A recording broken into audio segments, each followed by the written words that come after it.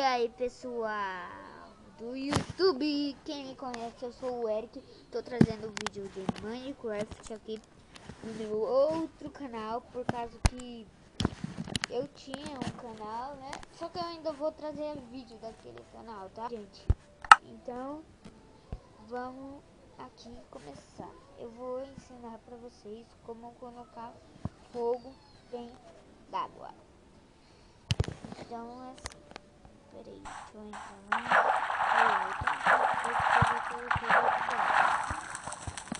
Aí, desce.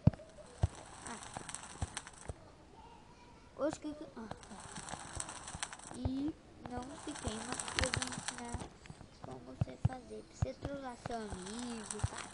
Essas coisas.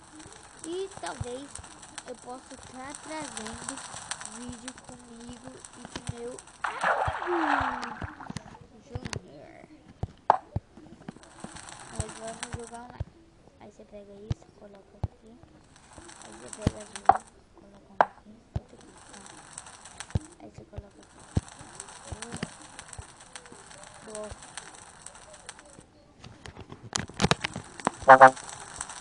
Você coloca aqui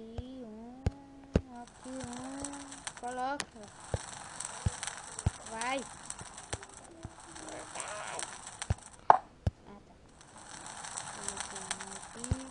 Aí depois você coloca outro aqui. Aí você desce, coloca.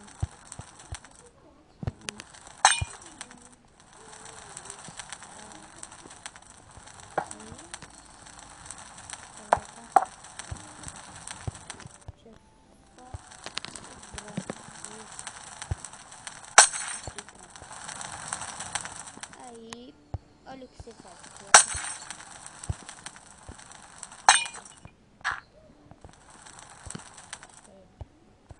Quebra. Quebra. Quebra. Aí, coloca fogo.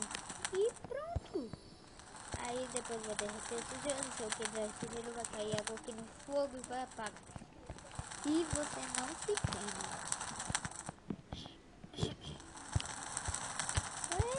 Não tô me queimando.